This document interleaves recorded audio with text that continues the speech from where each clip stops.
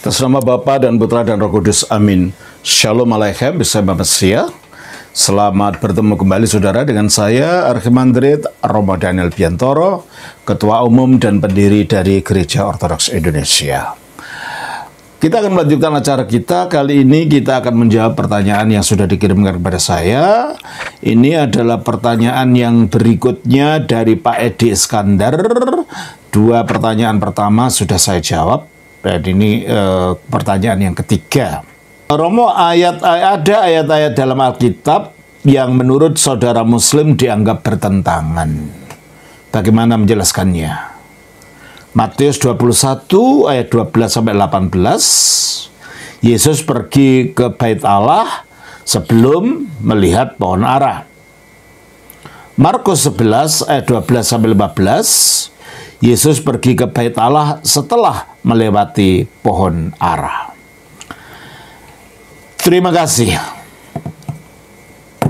Kita baca saja dari Matius pasal 21 ayat 10 sampai 22. Dan ketika ia masuk ke Yerusalem, gemparlah seluruh kota itu dan orang berkata, "Siapakah orang ini?" Dan orang banyak itu menyahut, "Inilah Nabi Yesus dari Nazaret di Galilea." Lalu Yesus masuk ke Bait Allah dan mengusir semua orang yang berjual beli di halaman Bait Allah. Ia membalikan meja-meja penukar uang dan bangku-bangku pedagang merpati, dan berkata kepada mereka, "Ada tertulis, rumahku akan disebut rumah doa, tetapi kamu menjadikannya sarang penyamun." Maka datanglah orang-orang buta dan orang-orang timpang kepadanya dalam Bait Allah itu, dan mereka disembuhkannya. Tetapi ketika imam-imam kepala dan ahli-ahli Taurat melihat mujizat-mujizat yang dibuatnya itu, dan anak-anak yang berseru dalam Bait Allah, "Hosana bagi anak Daud," hati mereka sangat jengkel. Lalu mereka berkata kepadanya, "Engkau dengar apa yang dikatakan anak-anak ini?" Kata Yesus kepada mereka, "Aku dengar. Belum pernahkah kamu baca? Dari mulut bayi-bayi dan anak-anak yang menyusu, engkau telah menyediakan puji-pujian." Lalu ia meninggalkan mereka dan pergi keluar kota ke Betania dan bermalam di situ. Sebentar. Jadi peristiwa ini terjadi sesudah Yesus masuk ke Yerusalem, dielu-elukan, dia masuk dengan membawa naik keledai yang kebetulan di gereja kita, di gereja Ortodoks, ini diperingati nanti hari Minggu ini sebagai Minggu Palem. Ini adalah kejadiannya hari Minggu, ya. Lalu kita baca pada hari Minggu, terus akhirnya dari situ, dari dilulukan orang banyak ini, dia pergi ke Bait Allah. Dan di sana dia menyingkirkan orang yang yang menyalahgunakan Bait Allah dengan jalan menjadi penukar uang, menjual binatang-binatang, korban, domba, sapi, dan burung dara. Mengapa begitu? Karena pada waktu orang-orang Yahudi dari seluruh dunia waktu itu penyebarannya datang ke Bait Allah untuk melakukan ziarah, mereka harus mempersembahkan korban binatang. Dan mereka tidak mungkin umpamanya dari Roma nyeret-nyeret binatangnya ke Yerusalem. Maka di Yerusalem itu disediakan tempat penjualan binatang ini, dan mereka harus membeli binatang itu di situ. Jadi akhirnya pasar Bait Allah menjadi seperti pasar, ramai orang jual beli hewan binatang. Dan juga mereka harus membayar uang ya, kalau Bait Allah ada uang untuk membayar. Nah, mereka dari negara lain kan uangnya beda, maka mereka harus menukar uang itu dengan uang shekel sebagai pembayar untuk masuk Bait Allah. Nah, sehingga akhirnya tempat Bait Allah itu dijadikan tempat perdagangan. Jadi mereka lupa tujuan mereka ke Bait Allah itu. Itulah sebabnya Yesus menyucikan Bait Allah itu, ya. Maka dikatakan dalam ayat 12 dari pasal Matius 21, lalu Yesus masuk ke Bait Allah dan mengusir semua orang-orang yang berjual beli di halaman Bait Allah. Ia membalikkan meja-meja penukar uang, yaitu menjadi uang shekel, dan bangku-bangku pedagang merpati. Jadi merpati itu pengorbanan yang paling murah yang dilakukan untuk orang-orang yang miskin, ya. Terus akhirnya setelah dari Bait Allah ini kita baca ayat 17, lalu ia meninggalkan mereka dan pergi keluar kota ke Betania. Dia menuju ke Betania dan bermalam di situ. Berarti hari Minggunya dihabiskan dengan bermalam di Betania, ya. Nah, pada ayat yang ke-18, pada pagi-pagi hari dalam perjalanannya kembali ke kota, berarti dari Betania Yesus kembali ke Yerusalem. Ini hari Senin. Ini kan kejadiannya hari Minggu, yang ketika dia masuk ke Bait Allah itu. Nah, ini hari Senin kejadiannya, ya. Dekat jalan ia melihat pohon ara lalu pergi ke situ, tetapi ia tidak mendapatkan apa-apa dari pohon itu selain daun-daun saja. Katanya kepada pohon itu, engkau tidak akan berbuah lagi selama-lamanya, dan seketika itu juga keringlah pohon ara itu. Jadi kalau menurut Matius itu kelihatannya seolah-olah kejadian pengutukan pohon ara ini, penghakiman pohon ara yang tidak berbuah ini terjadi pada Senin pagi. Nah, sekarang kalau di Markus kita baca dalam Markus 11. Ayatnya 11 sampai 26. Sesampainya di Yerusalem, ia masuk ke Bait Allah. Di sana ia meninjau semuanya.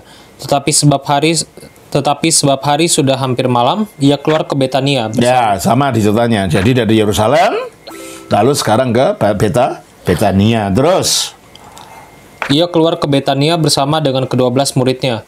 Keesokan harinya, sesudah Yesus dan ke-12 muridnya meninggalkan Betania, Yesus merasa lapar. Oke, jadi ini hari apa nih? Hari Senin, ya. Tetap sama dengan Matius. Oke. Dan dari jauh ia melihat pohon ara yang sudah berdaun. Ia mendekatinya untuk melihat kalau-kalau ia mendapat apa-apa pada pohon itu. Tetapi waktu ia tiba di situ, ia tidak mendapat apa-apa selain daun-daun saja, sebab memang bukan musim buah ara. Maka katanya kepada pohon itu, jangan lagi seorang pun makan buahmu selama-lamanya. Dan murid-muridnya pun mendengarnya. Oke. Lalu tibalah Yesus dan murid-muridnya di Yerusalem. Berarti kalau begitu Yesus pergi ke Yerusalem 2 kali. Yang pertama sesudah dilulukan itu dia masuk ke Yerusalem. Lalu yang kedua ini dia masuk lagi ke Yerusalem dengan mengusir orang-orang penjual itu. Jadi apa yang dikatakan Matius itu adalah hari ini, ya. Terus akhirnya ayat 19. Menjelang malam mereka keluar lagi dari kota. Ya, mereka keluar lagi dari kota. Ya, kalau Matius menjelaskan dia ke Betania, tidur di sana. Terus pagi-pagi ketika Yesus dan murid-muridnya lewat, mereka melihat pohon ara tadi sudah kering sampai ke akar-akarnya. Ya. Terus maka teringatlah Petrus akan apa yang telah terjadi. Lalu ia berkata kepada Yesus, Rabi, lihatlah, pohon ara yang kau kutuk itu sudah kering. Jadi ini kejadiannya hari Selasa. Disinilah apa yang dianggap sebagai adanya kontradiksi antara laporan Matius dan laporan Markus. Ya, bagi orang yang tidak mengerti atau orang yang hanya mengkritik dan mengecam saja, mereka tidak peduli untuk mempelajari latar belakang dari semuanya ini, dan mereka tidak mengerti perspektif yang darinya masing-masing penulis Injil itu mendekati peristiwa ini. Jadi urutan peristiwa yang terjadi pada Senin dan Selasa pada waktu Pekan Kudus ini yang nanti minggu depan akan kita rayakan. Saudara-saudara dari Gereja Barat, Katolik dan Protestan sudah merayakan Minggu Palem, ya. Kita belum, karena kita menggunakan penanggal yang berbeda. Kita menggunakan penanggalan Gregorian, Gregorian Julian, yang baru perayaannya nanti pada hari Minggu depan, ya. Hari Senin dan Selasa pada waktu masa pekan sengsara Kristus sebelum penyalipannya di Jumat Agung itu adalah demikian. Jadi pada Senin pagi sesudah masuknya dilulukan di Yerusalem menaik keledai itu, Yesus dan murid-muridnya menuju ke Betania di sebelah timur dari kota Yerusalem, di mana di sana mereka menginap. Kemudian kembali lagi ke Yerusalem. Di sepanjang jalan, maka Sang Kristus melihat ada pohon ara yang penuh dengan rimbun dengan daun, tetapi tidak ada buahnya. Di Palestina, pohon ara itu biasanya akan berbuah dulu pertama, baru kemudian daunnya rontok. Dan situasi yang aneh di sini adalah bahwa ada pohon ara tetapi buahnya tidak ada. Nah, ini digunakan oleh Yesus sebagai kesempatan untuk mengajarkan suatu pengajaran yang dapat diterapkan kepada bangsa Yahudi. Karena bangsa Yahudi, terutama para pemimpin agamanya waktu itu, kelihatannya penuh dengan kesalehan, tetapi tidak ada buah. Buah apa? Buah dari kesalehan itu karena mereka tidak menerima Mesias yang datang. Malahan, banyak dari orang Yahudi waktu itu siap-siap untuk menyalibkan Mesiasnya sendiri sebelum selesai dari minggu sengsara itu. Nah, ketika Yesus melihat pohon ara yang tidak berbuah ini, dia mengucapkan kutuk, artinya penghakiman supaya pohon itu akhirnya menjadi layu. Sebagai suatu pohon yang merupakan simbol hukuman yang pada akhirnya akan jatuh kepada bangsa Israel karena menolak Mesiasnya. Yaitu kejadian hukuman ini akan terjadi pada tahun 70 ketika Yerusalem dikepung oleh Jenderal Titus. Dan disitulah akhirnya kita lihat pohon ara itu mulai menjadi layu. Lalu Sang Kristus dengan murid-muridnya melanjutkan perjalanan ke ibu kota Yerusalem. Mereka masuk ke dalam bait Allah, dan Kristus melihat para penukar uang menukar uang dan menjual dagangannya, dan Kristus karena melihat bait Allah disalahgunakan untuk perdagangan, untuk pasar, maka mereka diusir dari situ. Dan mereka dengan mengatakan mereka telah mengotori, menajiskan bait Allah. Akhirnya juru selamat kita dan orang-orangnya kembali ke Betani untuk menginap di sana. Selanjutnya pada Selasa pagi, rombongan kecil itu sekali lagi menuju ke Yerusalem. Pada titik inilah, menurut catatan Markus, di mana para rasul mulai melihat bahwa pohon ara itu mulai layu. Mereka terheran akan masalah ini, dan Kristus menggunakan peristiwa ini untuk menghimbau mereka untuk menguatkan imannya. Nah, sekarang masalahnya apa? Disinilah munculnya apa yang dianggap masalah, apa yang dianggap sebagai kontradiksi dalam rujukannya kepada Injil Matius.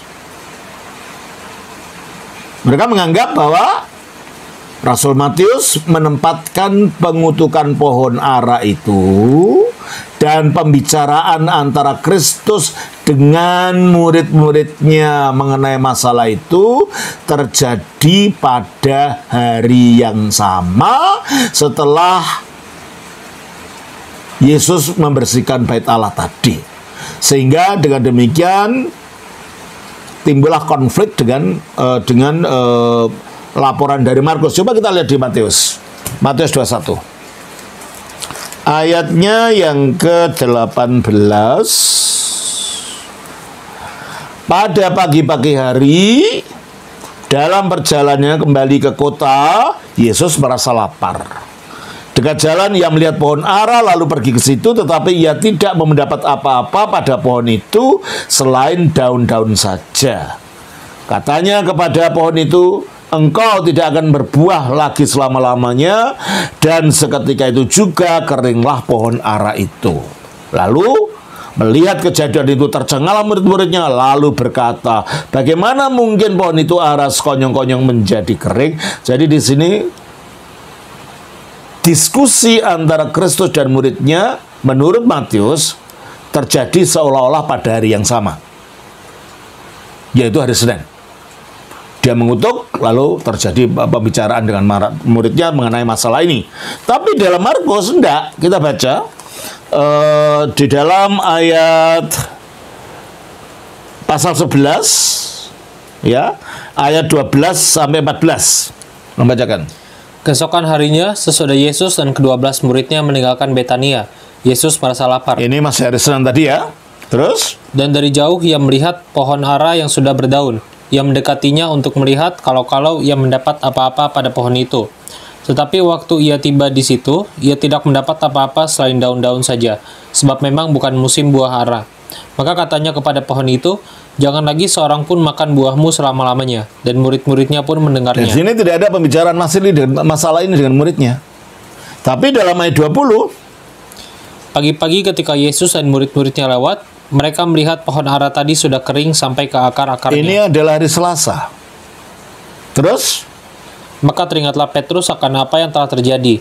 Lalu ia berkata kepada Yesus, Rabi, lihatlah, pohon ara yang kau kutuk itu ini sudah diskusinya kering. Antara Yesus dengan muridnya dengan Petrus terjadi pada hari Selasa sesudah peristiwa pengutukan itu. Sedangkan dalam Matius terjadinya seolah-olah pada hari yang sama itu juga. Betulkah ada kontradiksi? Kelihatannya kalau orang tidak tahu latar belakang daripada Injil-Injil itu. Ya. Perlu diketahui bahwa beberapa kisah di dalam Alkitab itu disusun menurut topik kisah cerita pada poin-poin tertentu. Bukannya menurut urutan kronologis, urutan waktu peristiwa terjadinya secara ketat. Contohnya, Kejadian 1 adalah merupakan susunan secara kronologis dari peristiwa 6 hari di dalam penciptaan itu. Habis ini, habis ini, habis ini, gitu kan? Di dalam Kejadian 1. Tapi dalam Kejadian 2, meskipun ini menceritakan tentang kisah penciptaan yang sama, tetapi catatan Kejadian 2 tidak berbicara tentang urutan peristiwa, tetapi menceritakan secara topik dengan penekanan yang utama pada penciptaan manusia. Maka nggak ada urutan. Jadi tidak ada konflik, hanya ada perbedaan tujuan di dalam penceritaan kisah. Dan harus kita ingat bahwa di dalam bagian-bagian tertentu di dalam Injil Matius itu disusun secara topik, bukan secara kronologi peristiwa. Isi daripada Injil Matius sementara itu menyatakan suatu susunan yang hati-hati, tetapi tidak semudah itu untuk disusun secara garis besar sistematis. Susunan dari materinya kebanyakannya bersifat topikal. Dan bagian yang paling sentral di dalam Injil Matius adalah berputar sekitar 5 kelompok dari pengajaran Yesus. Ya, coba kita lihat ya. Di dalam Matius itu kita baca Matius pasal 5 ayat 7. Ini mengenai khotbah di bukit, ya. Nanti Matius itu kelompok Matius 7 sampai 9 ini mengenai kesembuhan. Nah, Matius 13 sampai berapa itu mengenai perumpamaan-perumpamaan. Jadi ini tidak secara urutan waktu. Ini topik-topik isi di dalam Injil Matius ini, ya toh? Jadi kalau begitu, jadi kalau kita urutkan begini, 4 pasal yang pertama dari Injil Matius, dari silsilah kelahiran, pembaptisan sampai pencobaannya oleh iblis, itu disusun secara kronologis, urutan waktu. Sedangkan pasal 5 sampai 13 itu tidak, itu secara topik. Dan pasal 14 sampai 28 itu lagi secara kronologis, secara urutan waktu, kecuali dengan perkecualian dari Matius 21 ayat 18 19 yang sedang kita bicarakan tadi. Tentu saja Matius 21 ayat 18-19 inilah yang menjadi teks atau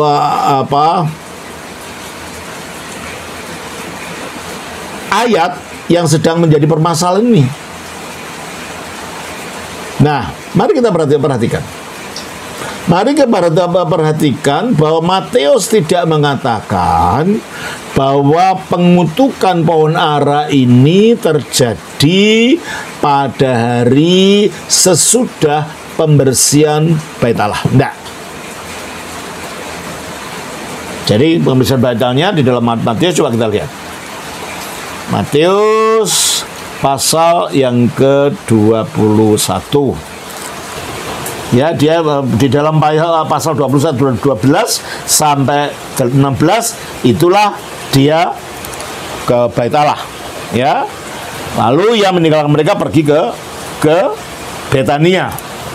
Nah, pada ayat 18 ini esok paginya, lalu Matius mengatakan Yesus mengutuk pohon ara ini bukan langsung ketika dia baru selesai mengunjungi Bait Allah, itu tidak.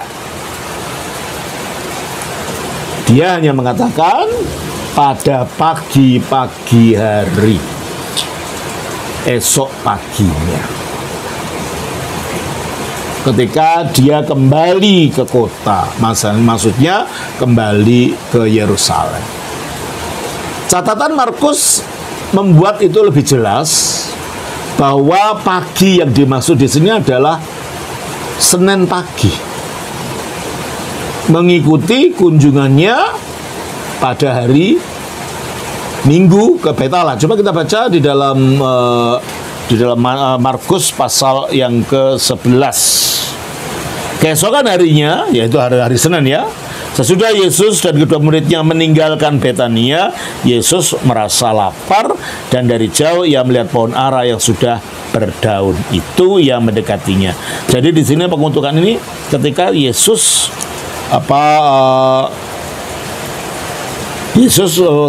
meninggalkan Yerusalem tadi, ya, menginap di Betania. Yang kedua, Matius untuk memudahkan masalah mengkombinasikan antara pengutukan pohon ara itu dengan diikuti langsung dengan diskusinya dengan para murid mengenai peristiwa itu. Coba kita lihat di dalam Matius, kita baca Matius 21, kita baca ini ya. Kita baca ayatnya yang ke-19. Dekat jalan ia melihat pohon ara, lalu pergi ke situ. Tetapi ia tidak mendapat apa-apa pada pohon itu selain daun-daun saja. Katanya kepada pohon itu, engkau tidak akan berbuah lagi selama-lamanya. Dan seketika itu juga keringlah pohon ara itu. Melihat kejadian itu, tercenganglah murid-muridnya lalu berkata, bagaimana mungkin pohon ara itu... Ada diskusi ini kan langsung. Sesudah kejadian itu langsung ada diskusi, ya, diskusi dengan muridnya mengenai masalah itu. Jadi Matius mengkombinasikan antara pengutukan pohon itu dengan diskusi yang mengikutinya tanpa menegaskan bahwa diskusi ini terjadi langsung pada hari yang sama. Enggak kan? Hanya diucapkan saja. Nah, ini topikal, karena ini topikal ya.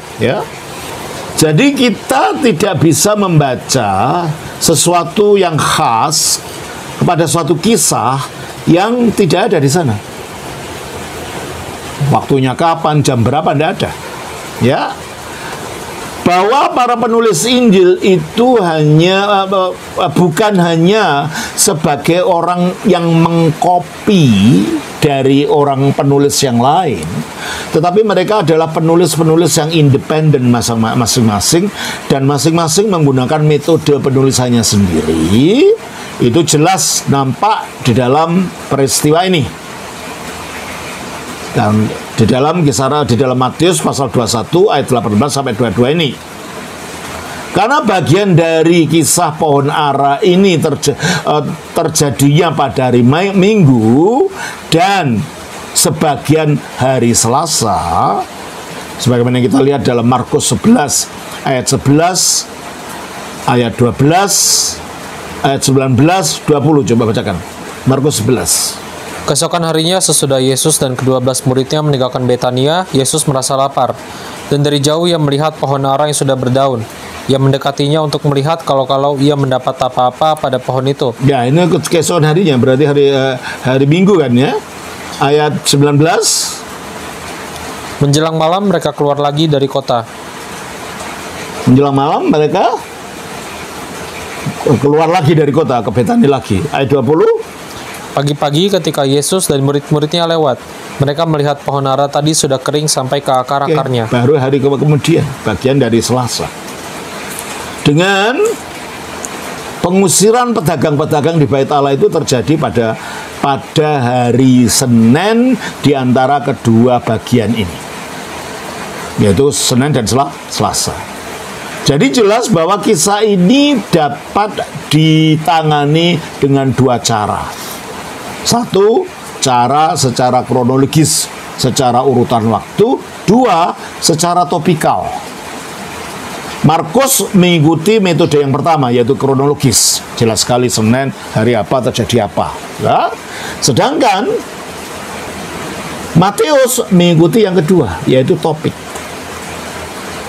Karena Pak Markus menjelaskan tentang bagian pertama dari kisah pohon ara ini terjadinya pada Senin pagi di dalam Markus 11 ayat 12-14 tadi.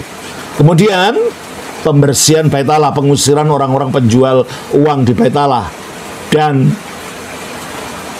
pada siangnya pada hari yang sama ini, ya. Dan pada Markus 11 ayat 15-19 akhirnya dikisahkan tentang bagian kedua tentang kisah pohon ara ini. Jadi bagian yang menceritakan tentang apa yang terjadi pada Selasa pagi. Sedangkan di dalam Matius 21 ayat 20-24 menggunakan metode yang kedua, yaitu metode topikal. Dia berkehendak untuk menceritakan seluruh cerita itu langsung sekali di dalam suatu kisah yang terkait dan tanpa interupsi. Kalau mau kan interupsi, jalan. Matius membuat topikal saja seperti di dalam khotbah di bukit itu.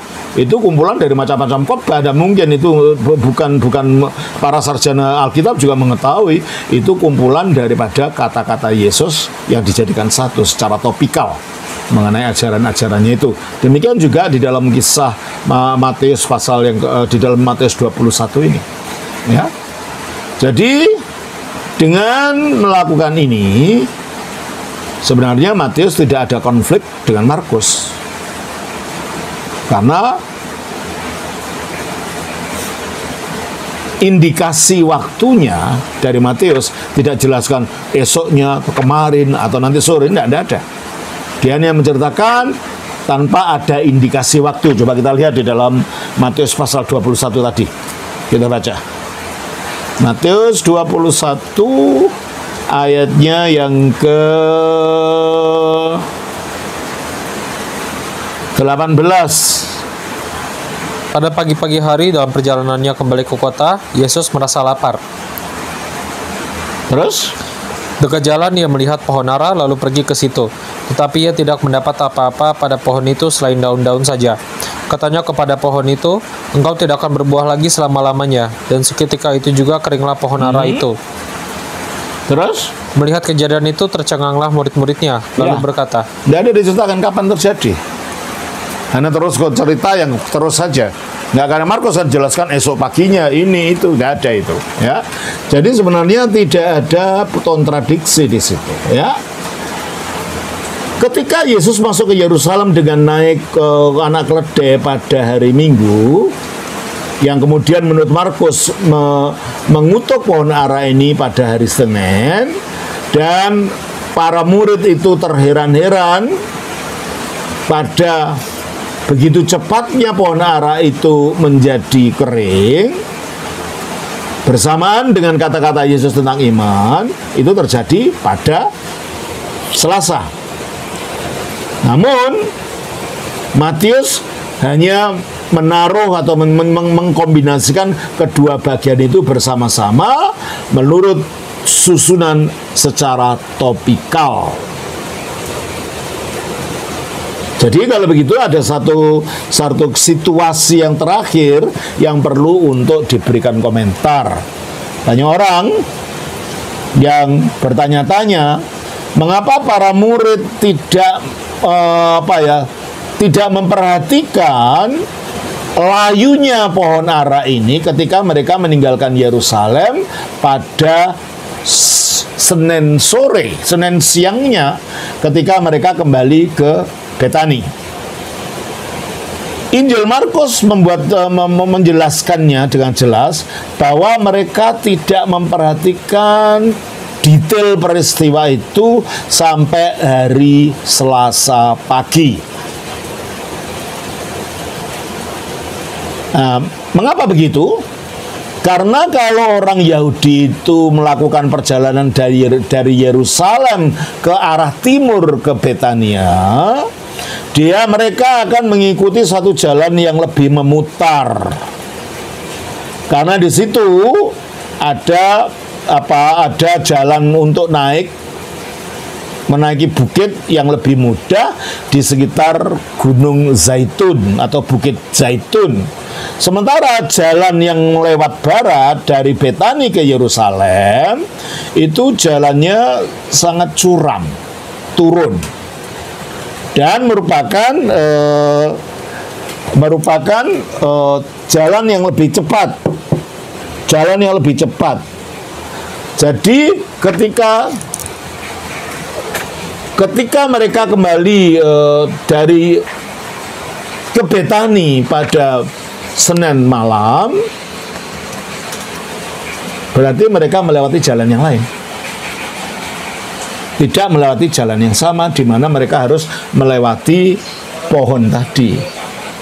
Jadi kalau kita lihat semua data yang relevan yang ada dan tujuan serta gaya masing-masing penulis menunjukkan bahwa apa yang ditulis Matius dan Markus itu tidak ada kontradiksi mengenai peristiwa daripada pengutukan pohon ara ini. Tidak ada kontradiksi. Jadi itulah yang dapat saya berikan pada Pak Edi, jawaban mengenai apa yang dianggap sebagai kontradiksi ini ternyata tidak.